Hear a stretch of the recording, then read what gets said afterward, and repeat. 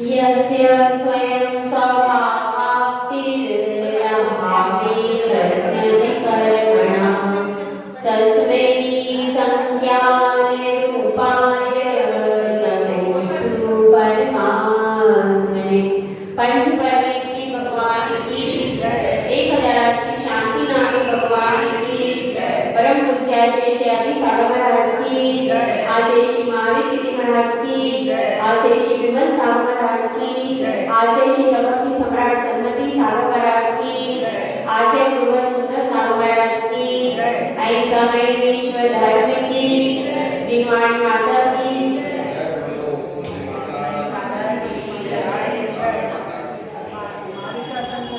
धर्म प्रेमी भव्यात्मा। सूरज जितना चलता है उतना ही निकल जाता है और सागर जितना गहरा होता जाता है उतना ही उसका महत्व बढ़ता जाता है। इसी प्रकार से परमात्मा बनने के लिए हमें अपने जीवन में ऊंचाई भी चाहिए और गहराई भी चाहिए। लौकिक वस्तुओं में तो ऊंचाई और गहराई दोनों एक साथ नहीं पाई जाती। एकमात्र परमात्मा ऐसा है जिसमें ऊंचाई भी है और गहराई भी है। ऊंचाई कैसे है तो सिद्ध भगवान लोक के शिखर पर विराजमान है, इसलिए उस परमात्मा की ऊंचाई सबसे ज्यादा है, वो सबसे ऊपर है। और गहराई कैसे है तो वह उसका ज्ञान समस्त लोक में सुमेरु पर्वत के नीचे के सोने को भी जानता है, नरक को भी जानता है, निगोद को भी जानता है। तो ज्ञान की अपेक्षा गहराई है और सिद्ध अवस्था की अपेक्षा ऊंचाई भी है। इस प्रकार से एकमात्र जीव द्रव्य ऐसा है जो आकाश का ऊंचा भी हो सकता है और सागर सा गहरा भी हो सकता है। कहते हैं भाई ज्ञान रूपी सागर, कहते कि ज्ञान रूपी सागर में वाहन भी कर रहा है और लोकाकाश के अग्रभाग पर विराजमान भी है। तो इस प्रकार से अपनी इस बात को समझते हैं कि ज्ञान गहरा होता है तभी वह उन्नति को प्राप्त होता है। तो इसी प्रकार से ज्ञान से जो प्रवीण है और गहरे हैं ऐसे आचार्य श्री पूज्य पाद भगवत मध्य में विराजमान है। और जब वो मध्य में विराजमान है तो उनके आसपास भव्य जीव बहुत सारे स्थिति को प्राप्त कर रहे हैं। तो उसी समय पर वह कृष्ण कुमार धीरे धीरे कक्ष में प्रवेश करता है और चुपचाप अपने स्थान पर बैठ जाता है। जब वह कक्ष में प्रवेश कर रहा था तभी पीछे से किसी ने उसको टोका, पीछे से किसी ने उसे कहा, क्या कहा? पिताजी सुनिए, मैं आपकी बहू की सहेली हूँ, मेरा विवाह यहाँ पर हो गया है। तो बहू की तरफ से संदेशा आया है कि इसको कहना, पिताजी को कहना कि जल्दी घर में आ जाए, पोता पोती बहुत याद कर रहे हैं। ऐसा संदेशा कब आया? जब वह कक्ष में प्रवेश करा था, एकदम तैयार था वो प्रश्न पूछने के लिए, एकदम तन के आया था। जैसे ही पोता पोती का रोता हुआ चेहरा आंखों के सामने आ गया, एकदम बेचारे का मन डूब गया। पोता पोती रो रहे थे, ऐसा उसके मन में एक विषाद आ गया।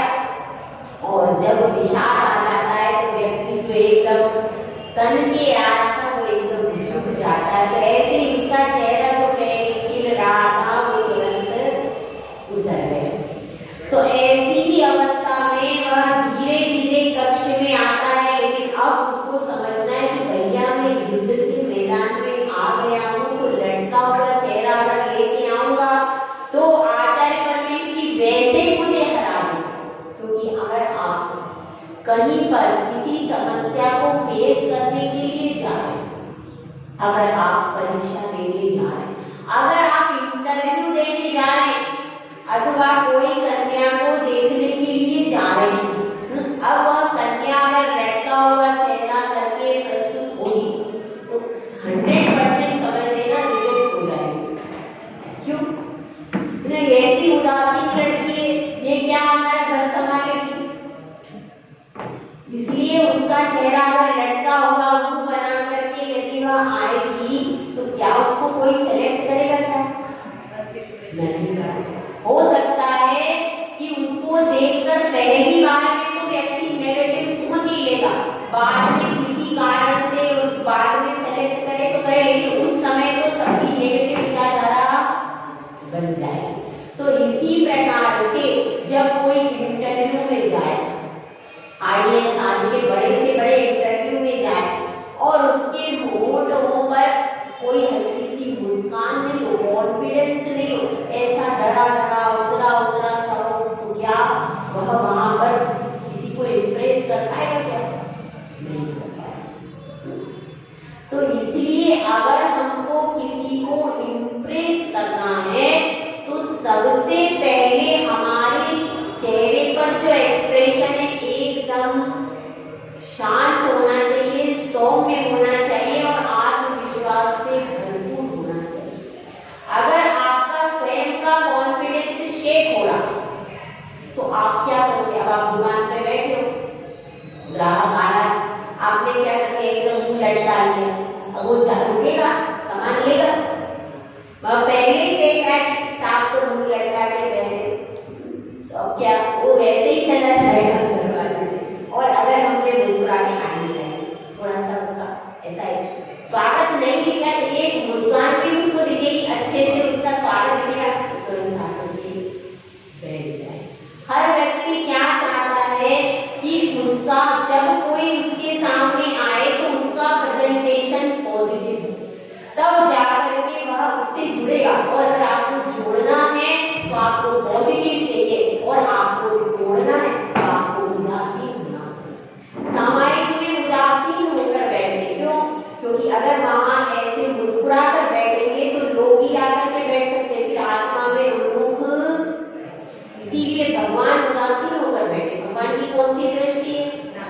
नासा दृष्टि। बहुत दूसरे को नहीं देख रहे, वह सिर्फ अपनी आत्मा को देख रहे। ऐसे ही वो उतरा होकर के और आया तो कक्ष के अंदर, लेकिन अब वो सोच रहा है मैं आ गया हूँ रण क्षेत्र में और मेरा प्रश्न, मेरा हथियार है। अब यदि मैं अपने हथियार को यूज करना चाहूँ और मेरे चेहरे पर वीर रस ना हो तो मैं तो हार जाऊंगा, और मुझे हारना नहीं। महाराज तो 24 घंटे वीर रस में रहते, पता नहीं वो क्या तो आहार करते, क्या तो करते पता नहीं, पर उनके चेहरे पर एकदम तेज 24 घंटे टपकता रहता है। और मैं ऐसा रुआसा जाऊंगा तो क्या होगा? इसीलिए मन से थोड़ी देर के लिए पोता पोती को एक तरफ रख दिया कि अभी मैं बाद में पोता पोती से संदेशा भिजवाऊंगा, बात करूंगा।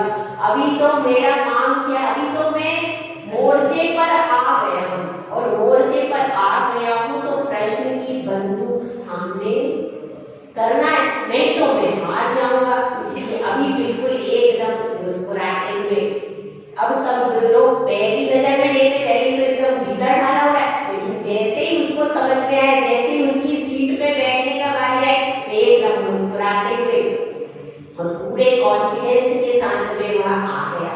तो अब लोगों को विश्वास है कि हाँ अभी प्रश्न पूछ सकता है, और आकर के गुरुदेव से कहता है, हाथ जोड़ करके प्रश्न पूछता है कि हे गुरुदेव, आपने मेरे कई सारे प्रश्नों का समाधान किया, आपने परमात्मा बनने की विधि सिखाई, अब आप मुझे इतने से प्रश्न का उत्तर और दे दीजिए कि आपने कहा व्रत से स्वर्ग मिलता है। क्या मिलता है? स्वर्ग। स्वर्ग में तो सुख ही सुख है। इस जीव को क्या चाहिए? पंचेंद्रिय के विषय भोग और शरीर की निरोगता। क्योंकि कहा गया है पहला सुख निरोगी काया, दूजा सुख घर में हो माया। ये कहा है। तो पहला सुख उसको जब स्वर्ग में चला गया तो स्वर्ग में देवों को कोई रोग नहीं होता, तो उसको कोई रोग नहीं होता। सबसे बड़ा सुख तो यही। हम आधी जिंदगी तो रोगों को ही होते रहते, होते नहीं। रोग के कारण हम धर्म भी नहीं कर पाते और बाहर के कर्म भी नहीं कर पाते, तो इसलिए हम रोगों को ही होते रहते। तो ये बहुत बड़ा सुख है देवों में, जो रोग नहीं होता। दूसरी चीज, घर में धन संपत्ति हो पर्याप्त, तो ये भी बहुत बड़ी चीज है। यदि धन संपत्ति नहीं होगी तो क्या कर पाओगे? कुछ भी नहीं कर पाओगे। तो जब दो चीजें हमको मिल रही हैं तो तीसरी क्या चाहिए? पंचेंद्रिय के सारे विषय भोग, सुंदर सुंदर देवांगनाएं, बढ़िया है आभूषण है, कल्पवृक्ष है, जो चाहे उसमें से ले लो, कोई प्रॉब्लम नाम की चीज नहीं। कमाने जाना है नहीं, बनाने जाना है नहीं, वहीं पर गीत वादित आदि के बीच में आराम से रहो। तो ये तो बहुत बड़ी चीज हो गई। अब इसमें सिद्ध कौन बनेगा और परमात्मा कौन बनेगा? क्योंकि लौकिक जगत में तो इन्हीं को सुख माना गया है। और आप ये कह रहे हो तो आप मुझे सिर्फ इतना बता दो, सिर्फ एक चीज बता दो कि स्वर्ग का सुख कैसा है। क्या बता रहे, क्या पूछ रहे? और ये बताओ कि जब वहां तक आप बता रहे हो कि स्वर्ग तक जा सकते व्रत से, आपने तो सिर्फ इतना ही बता दिया कि व्रत से क्या मिलता है?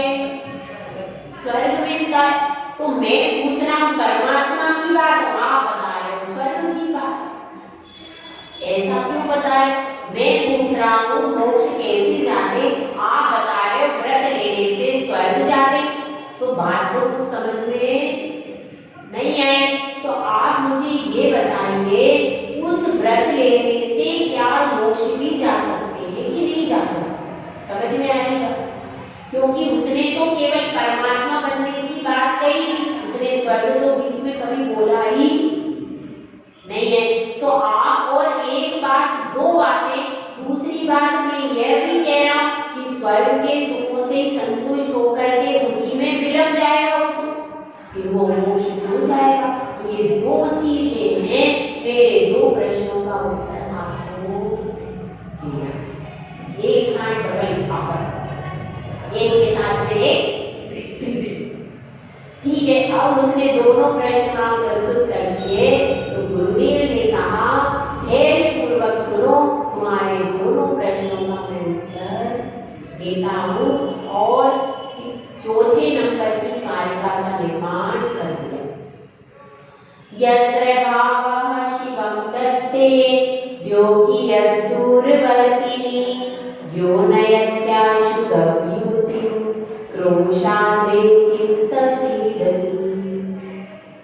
इसमें बताया गया है जैसे कोई व्यक्ति है, वो 2 कोस प्रतिदिन गमन कर सकता है। 2 कोस मतलब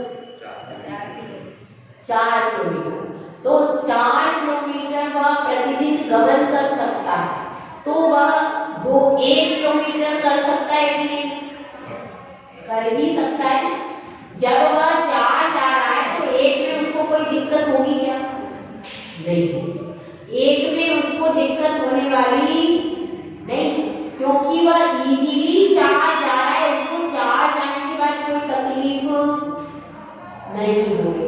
तो इसीलिए यहाँ पर बता रहे हैं कि हमने जो बात करी है यत्र भावः शिवं दत्ते, जो भाव शिव अर्थात मोक्ष को देते हैं, द्योगियद्दूरवर्तिनि, उनसे स्वर्ग कितनी दूर है? उनसे स्वर्ग ज्यादा दूर नहीं है।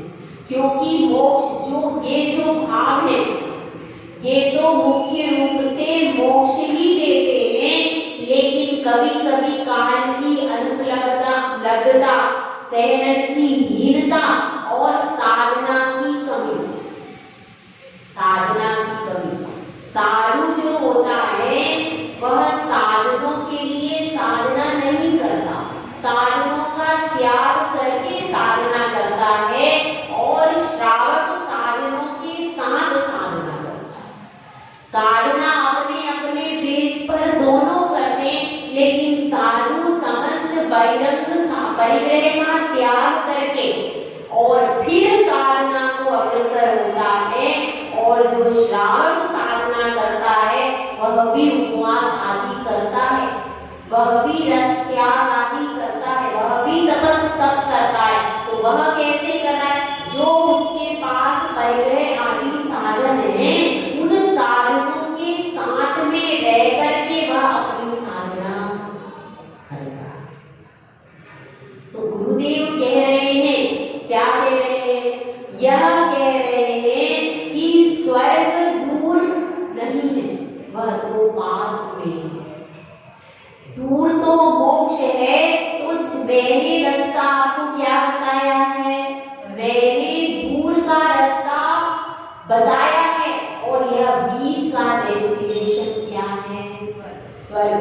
यदि आपका सहन हीन रह गया, आपकी साधना में कमी रह गई, चतुर्थ काल नहीं मिला, तो आप स्वर्ग में जा सकते। तो अगर ये दोनों चीज मिल गई तो फिर क्या होगा? तो फिर मोक्ष जाओगे, तो फिर बीच के स्टेशन पर क्यों रुकोगे? और दूसरी बात बताते हैं, तो दूसरी बात बताने के लिए दूसरे श्लोक का निर्माण कर देते हैं। ऋषिकर्मणातंकम दीर्घकालोपलालितम नाकीनाकोकसां सौख्यम नाकीनाकोकसां विमुक्ति। इसमें यह बता रहे हैं ऋषिकर्मणातंकम। ऋषिकर्म मतलब, ऋषि का अर्थ होता है इंद्रिय जनित सुख। इंद्रियों से जनित जो सुख है वह कैसा है? आतंक से सही। आतंक मतलब क्या है? रोग। आतंक मतलब रोग से सही है। और दीर्घकालोपलालितम, लंबे समय तक रहने वाला। यहाँ पर आतंक का अर्थ रोग नहीं लेना, क्योंकि ये स्वर्ग की सुख की बात हो रही। यहाँ पर आतंक का अर्थ क्या लेना है? वह कभी भी नष्ट हो सकता है। लंबे समय का तो है, लेकिन लंबे समय के होने के बाद भी नष्ट होगा कि नहीं? होगा। रोग से रहित है और लंबे समय तक रहने वाला। अनातंकम लिखा है, मतलब आतंक से रहित, यानी जो इंद्रिय जनित सुख है या आतंक अर्थात रोग से रहित है और लंबे समय तक रहने वाला है। तो यह सुख किसके जैसा है? यह सुख नाके नाको कसम सौख्यम। यह स्वर्ग का सुख कैसा है? तो स्वर्ग के जैसा ही स्वर्ग का सुख है, नाके नाको कसम। क्योंकि हर वस्तु की उपमा हर वस्तु से नहीं दी जाती। सुख कई प्रकार का होता है। हाँ भाई, सुख कितने प्रकार का होता है? हाँ, सुख कितने प्रकार का होता है बताइए? 7 प्रकार का। कौन सा? हाँ, और नहीं, मैंने बताया वो अलग। हाँ, सुख कितने प्रकार का होता है? सुख के भी संदेश भी बताएंगे। सुख के भेद, अनंत सुख। हाँ, बताइए। लौकिक सुख, लौकिक सुख जो है उसके कितने भेद होते हैं?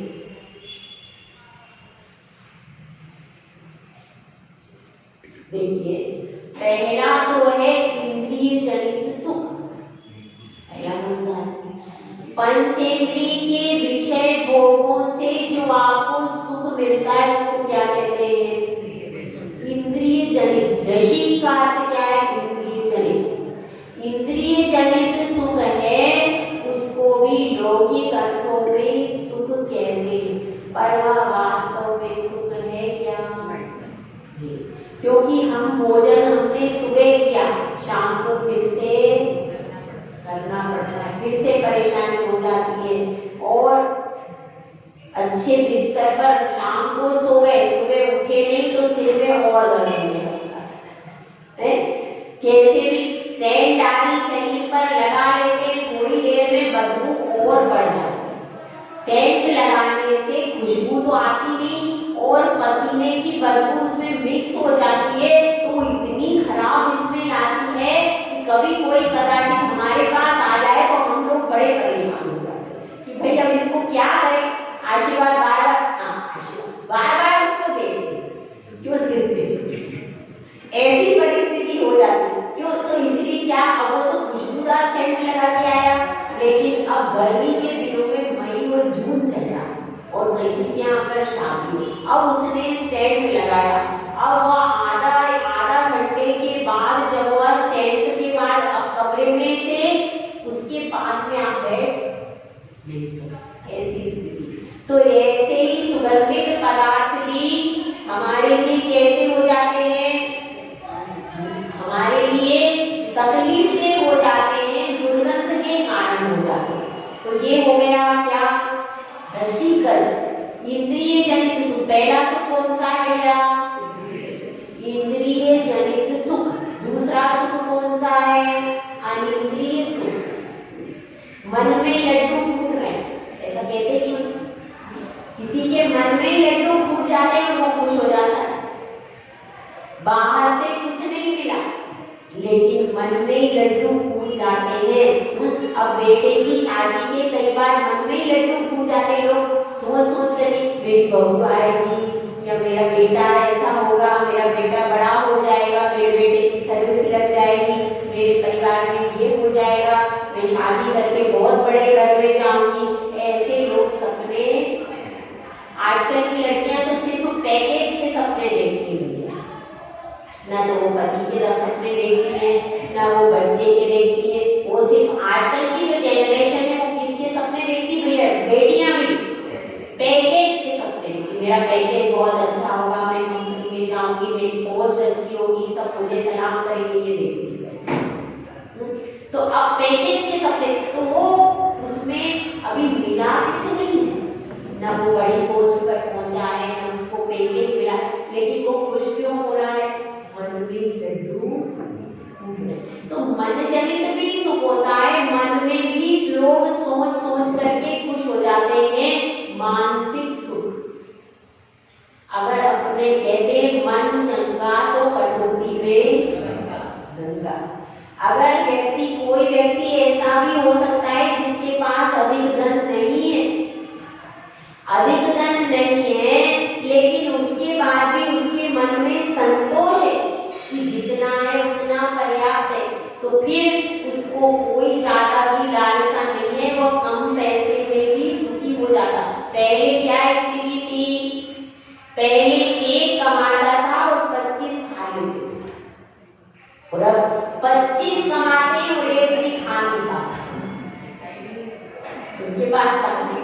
तो ऐसी स्थिति, अब सब कमा रहे, बच्चा भी कमा रहा है, बहू भी कमा रही है, सास भी कमा रहे, ससुर भी कमा रहे, बेटी भी सब कमा रहे हैं, लेकिन उसके बाद भी संतोष नहीं है।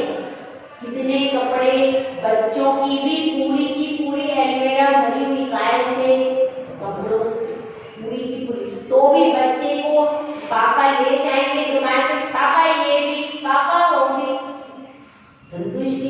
पहले तो 5-6 ड्रेसेस होती थी, उसी में अपन अपनी जिंदगी पूरी कर लेते थे, तो एडजस्ट होता था। लेकिन अब और उस समय इतनी इच्छा भी नहीं होती थी कि भाई हमारे 10-15 ड्रेस होना चाहिए, हमारी अलमारी भर के ड्रेस हो। लेकिन अब अलमारी भर के ड्रेस होने के बाद भी बच्चा संतुष्ट, और जब संतुष्ट नहीं है तो आप पूरे 3 लोग का सामान भी ला करके उसको दे दोगे, तब भी उसके मन में संतोष नहीं आएगा। इसलिए मानसिक दुख है। देवों में कौन सा दुख है भैया? मानसिक दुख। जब वह देखते उस देव के पास इतनी सुंदर देवांगना क्यों है, उसके पास इतनी रिद्धि क्यों है, स्वयं को भी देवांगना और देवगति में जाने के बाद एक फैसिलिटी है वहां पर, निकृष्ट से निकृष्ट देव को भी 32 फ्री मिलती है। तो 32 अपनी है तो 32 में संतोष नहीं हो रहा, उसके पास 64 क्यों है? तुम्हारी 32 है ना तुम्हारे पास, तो तुम उसमें शांति से रहो। वो दूसरे की देख करके, वो जल करके जो है उसको भी भोग अच्छे से नहीं पाता है। ऐसी तो मानसिक भी सुख होता है, मन से भी लोग सोचते हैं कोई बात नहीं, मेरे पास जितना है ठीक है, मैं उसमें ही खुश हूँ। तो मन से भी जो सुखी हो रहे हैं। अब बताइए जो मजदूर आदमी है, आदिवासी लोग हैं, उनको शरीर से तो दुख है पर मन से उनको एकदम मस्त रहते हैं। वो लोग खाया, एक दिन भर का खा लिया अपने मस्त, कोई उनको टेंशन नहीं है। और आपको सौंदर्य की टेंशन, उनको कोई टेंशन नहीं, सुबह शाम को कमाया, सुबह खाया और बस। तो इस तरह की परिस्थिति, मन से भी संतोषी प्राणी मन से सुखी रहता है। और जबकि जिसके पास बहुत सारी धन दौलत है और उसके मन में हाय हाय लगी हुई है, तो वह सुखी नहीं होता। तो दूसरा सुख कौन सा है? मानसिक सुख। पहला हो गया इंद्रिय जनित सुख, दूसरा सुख हो गया मानसिक सुख, और तीसरा सुख कौन सा है? अतीन्द्रिय सुख, जो कि भगवान के पास है, अपने पास, जो कि ना तो मन से मिलता है ना इंद्रियों से मिलता है। वह कहाँ से मिलता है? वह आत्मा से मिलता है। किससे मिलता है? आत्मा के द्वारा मिलता है वह सुख। ठीक है, तो 3 प्रकार के सुख समझ में आए आप लोगों को। अतीन्द्रिय सुख मतलब क्या है?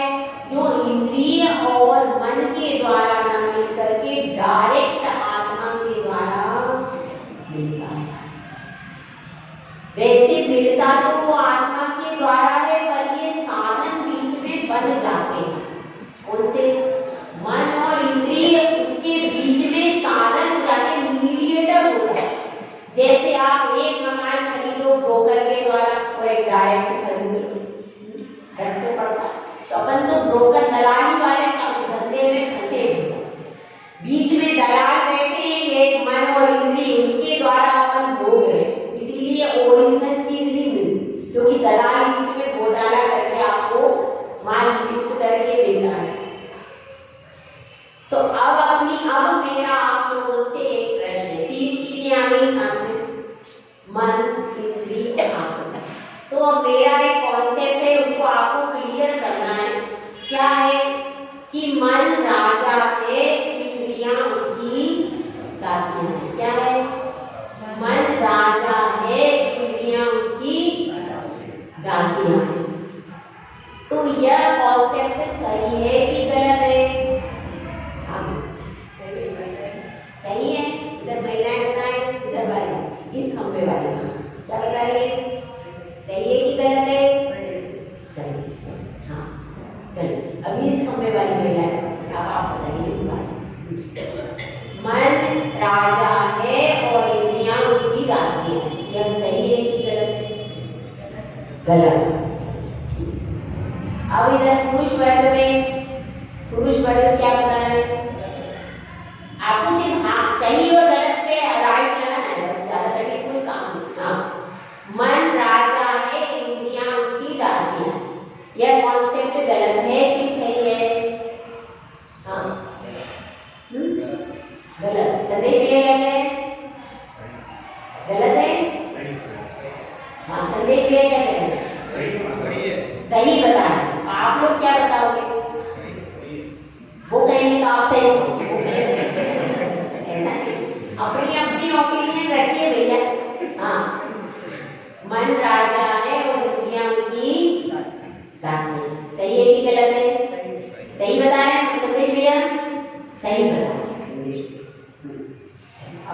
देखते हैं कि सही है कि गलत है। इधर से आया है गलत, दो जगह से सही आया है।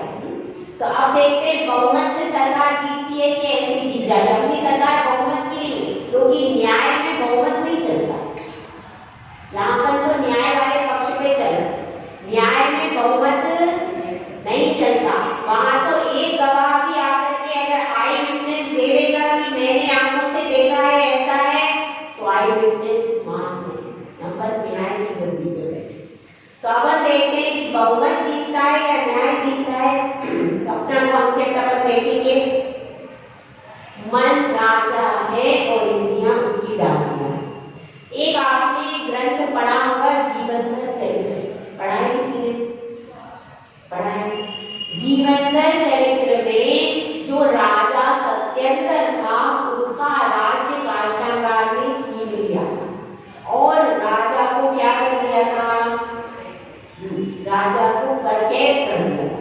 तो ऐसा कब हुआ था? ऐसा तब हुआ था जब राजा सत्येंद्र विषयों में अति आसक्त हो गया और उसने अपने राज्यकाल को मंत्री काष्ठागार के हाथों में सौंप दिया। राज्य किसका था? सत्येंद्र का था ना। राजा सत्येंद्र का राज्य था और उसने विषयों में इतना आसक्त हो गया कि अपनी रानी के साथ अंदर महल में ही रहता था, बाहर निकलता ही नहीं था। तो जब नहीं निकलता तो मंत्रियों ने कहा कि हे राजन, आप राजकार्य में रुचि लीजिए, क्योंकि यदि आप दरबार में नहीं आएंगे, शासन की व्यवस्था नहीं देखेंगे तो प्रजा की व्यवस्था कैसे चलेगी। तो उन्होंने तो कुछ समय के लिए आप किसी योग्य व्यक्ति को नियुक्त कीजिए। तो उन्होंने योग्य अयोग्य का विचार न करके एक कोई लकड़हारा था उसको मंत्री पद दिया और उसी को सब राजकाज के लिए नियुक्त कर दिया। मंत्रियों ने ये भी कहा यदि आपको नियुक्त करना है तो कोई धर्म बुद्धि वाले मंत्री को नियुक्त कीजिए जो योग्य अयोग्य का विवेक रखता हो। तो उन्होंने योग्य अयोग्य का विवेक नहीं करके जो लकड़हारा था, जो कि अयोग्य था, उसको क्या कर दिया? उसको सब कुछ व्यवस्थाएं दे दी, उसके हाथ में सारा कोष दे दिया, सब दे दिया। तो क्या नतीजा हुआ? उससे यह नतीजा हुआ कि उसने राजा का वध कर दिया और रानी को उड़ करके जाना पड़ा दूसरी जगह विमान के द्वारा। ऐसी परिस्थिति हुई। तो ये क्यों हुआ? विषयासक्त होने के कारण। अब अपनी बात चल रही है, राजा कौन था इसमें? सत्येंद्र। इसी प्रकार से हमारी आत्मा राजा है और उसने क्या किया? विषय भोगों में इतनी आसक्त हो गई कि मन रूपी कुटिल मंत्री को उसने अपना राजकाज सब दे दिया। और जब उस कुटिल मंत्री को राज्य दे दिया तो उसने राजा के सर पे बैठ गया कि मैं जो कहूंगा वो करना पड़ेगा। तो राजा उसका गुलाम बन गया। राजा उसका गुलाम बन गया और उसने इंद्रियों को भी गुलाम बना दिया। इंद्रियां उसकी किसके इशारे पे चलती हैं? मन के इशारे पर इंद्रियां चलने लगी, जबकि वो किसकी दासियां थी? राजा की। राजा की दासियां, राजा का महल, राजा की सारी चीजों को मन रूपी मंत्री ने अपने वश में कर लिया। तो राजा का अस्तित्व होते हुए भी उसकी कोई बात मानी कि अपने साथ भी हो रहा है कि नहीं? हमारी आत्मा तो चेतन रूपी राजा है अपने पास, लेकिन उसने अपना सारा कारोबार, सारी शक्तियां किसको दे दी कि भैया मैं अभी विषय भोगों में बिजी हूँ, आप संभालो। तो आप संभालो तो क्या हो गया? वह पूरा बैठ गया सर में।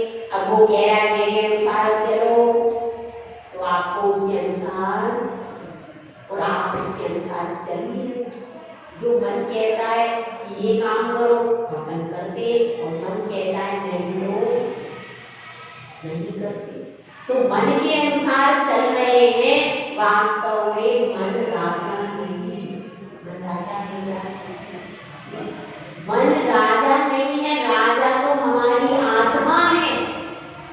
तो इसलिए क्या हो गया, हमने उत्तराधिकारी किसे बना दिया, मन को, जो कि अयोग्य, जो प्रति समय चंचल है। और जो प्रति समय चंचल रहता है वो राज्य को कभी नहीं संभाल सकता है क्या? चंचल राजा कभी भी राज्य को नहीं संभाल सकता। इसीलिए मन को अपन ने सारी शासन की बागडोर दे दी और वो है अति चंचल। तो इसके कारण उसकी स्थिर बुद्धि वाला शासक ही अच्छा शासन कर सकता है। और मन कैसा है, चंचल बुद्धि का। तो चंचल होने के कारण हमारा पूरा राज्य कैसा जा रहा है, पानी में जा रहा है। कौन सा राज्य अपना, ज्ञान दर्शन रूपी साम्राज्य अपना है। और वो इसलिए मन ने पूरा पानी में डाल दिया है। अब उसको यदि अब भी राजा चेत जाए, अब भी यदि राजा चेत जाए और ये समझ ले कि भैया मेरा ज्ञान दर्शन रूपी साम्राज्य है और अब मुझे मन से लड़के लेना पड़ेगा। अब तो वो पावरफुल में आ गया, अनादिकाल से उसको सत्ता मिल गई। एक बार कुर्सी किसी को मिल जाए वो आसानी से छोड़ेगा नहीं, छोड़ेगा क्या? तो आपने तो पूरी पोस्ट, पूरी कुर्सी उसको दे दी भाई, मन को। अब वो कुर्सी अब उससे छुड़ाने के लिए युद्ध करना पड़ेगा। भगवान ने कुर्सी छुड़ा ली अपनी, मेरी कुर्सी वापस दे।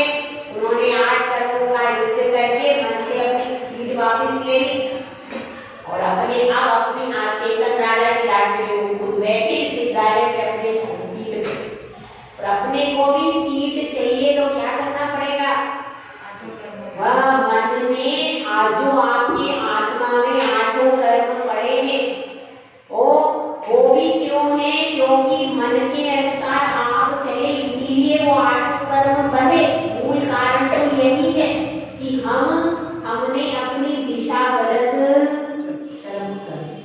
तो इसी प्रकार से फिर जीवनधर स्वामी आए थे और उन्होंने जीवनधर स्वामी ने काष्ठांगार से युद्ध करके अपने राज्य को पुनः प्राप्त कराया और अपनी माता को भी वापस लेकर के आए। तो इसी तरह से अपने को भी अपना राज्य वापस लेकर के आना है कि नहीं भाई?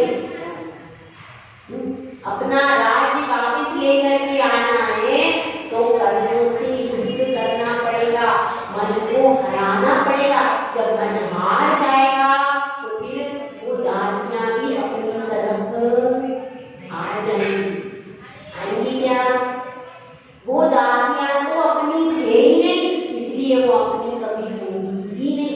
ये दोनों पर द्रव्य हैं, मन भी और इंद्रियां भी, और अपने आत्मद्रव्य पर शासन करके बैठे। इन लोगों को हटा दोगे तो आपका ज्ञान आवरण हट जाएगा और ज्ञान रूपी साम्राज्य प्रकट हो जाएगा।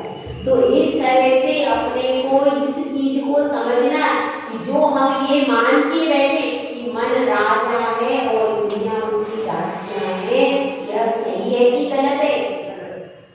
गलत है। इसको कभी भी अगर अपन ये मान लेंगे तो परेशानी क्या आएगी? यह परेशानी आएगी कि मन राजा मान के उसके पीछे भागते रहो, इंद्रियों के पीछे भागते रहेंगे और कभी भी अपने चेतन राजा का ज्ञान रूपी साम्राज्य प्राप्त नहीं कर पाएंगे।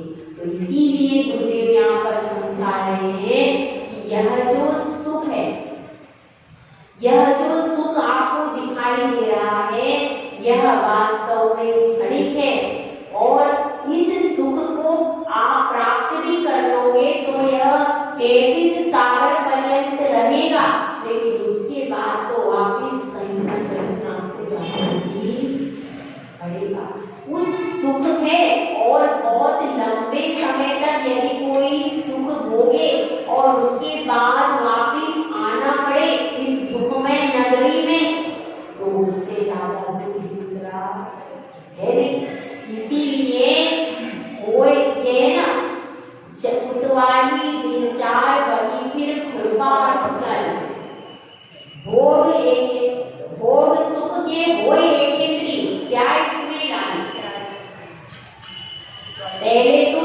पदवी प्राप्त कर ली और फिर एकेंद्रीय हो गया। तो इसमें क्या लाभ है, इसमें क्या समझदारी है? इसलिए ये जो 3 प्रकार के सुख है, इसमें सर्वश्रेष्ठ सुख कौन सा है? अतीन्द्रिय सुख सर्वश्रेष्ठ है और उसी की तरफ अपनी दृष्टि, क्योंकि वही स्वाधीन सुख है, स्वतंत्र सुख है, शाश्वत सुख है और एक बार प्राप्त होने के बाद कभी नष्ट नहीं होगा।